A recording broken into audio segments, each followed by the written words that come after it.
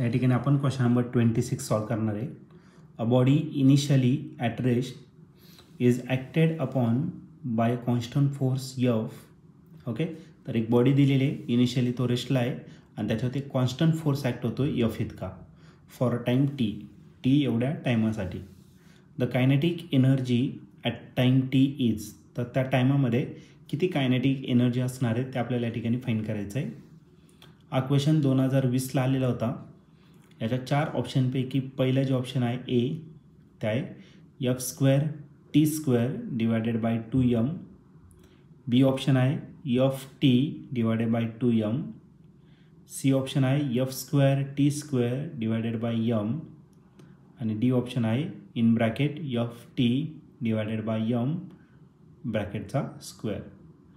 तर या 4 ऑप्शनपैकी या क्वेश्चनचं करेक्ट आन्सर काय असणार आहे, तर आपण या क्वेश्चनला सॉल्व करूया आणि मग डिसाईड करूया. तर या क्वेश्चनमध्ये एक बॉडी दिलेली, इनिशियली ती रेस्टला आहे. इनिशियली रेस्टला आहे याचा अर्थ इनिशियल स्पीड किती असेल 0, आणि इनिशियल स्पीड आपण रिप्रेझेंट करतो लेटर यू ने. तो किती झाला तर 0 झाला. ओके, आणि त्याच्यावरती एक कॉन्स्टंट फोर्स ॲक्ट होतोय किती टायमासाठी तर टी एवढ्या टायमासाठी. तर आपल्याला कायनेटिक एनर्जी या ठिकाणी आपल्याला फाइंड करायचं आहे. ओके, आता आपल्याकडे फोर्स जर घेतला, काय फोर्स दिलेला आहे आणि शोधायचं काय आपल्याला कायनेटिक एनर्जी. तर या फोर्सचा फॉर्म्युला असतो mass into acceleration. What is acceleration? It is rate of change of velocity, म्हणजे final velocity minus initial velocity आपण काय टाइम टी. ओके, पण इनिशियल स्पीड किती दिलेला आहे तुम्हाला 0. मग ही व्हॅल्यू आपण याच्यात पुट करून टाकू m तसाच. ही फायनल वेलॉसिटी मी ॲज इट इज पुट करणार, इनिशियल वेलॉसिटी 0 झाला आणि डिवाइड करायला टी. v मायनस 0 किती होणार आहे 20. तर मग f इज इक्वल टू करायला m आणि राहिला तुमचा v डिवायडेड बाय टी इतका.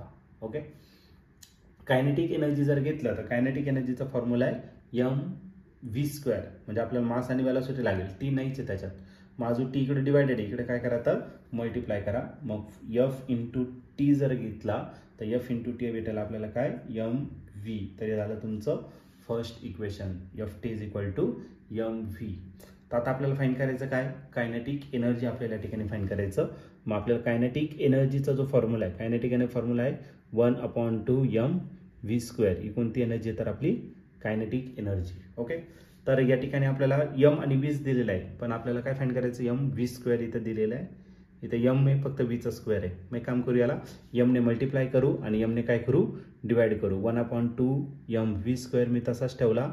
मग या टर्मला मी m ने मल्टिप्लाय केलं आणि m ने काय केलं तर डिवाइड केलं. m इंटू m काय होणार आहे m स्क्वेअर. मग झाला 1/2 m स्क्वेअर v स्क्वेअर आणि डिवाइड करायला हा m. Okay, m into m square झाला. पण m आणि v याची व्हॅल्यू किती असते तर एफ टी. मग याचा स्क्वेअर आहे ना, मग याचा पण आपण काय करणार तर स्क्वेअर. मग 1/2 तसाच केला, हा झाला एफचा स्क्वेअर आणि झाला टीचा स्क्वेअर डिवाइड करायला m.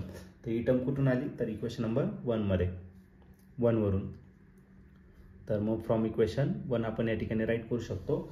आणि या ठिकाणी जर तुम्ही याला सिम्प्लिफाईड केलं तर आपण न्यूमरेटर एकत्र करू F square T square divided bye या 2 आणि mचं काय करणार तर मल्टिप्लिकेशन डिवायडेड बाय 2m.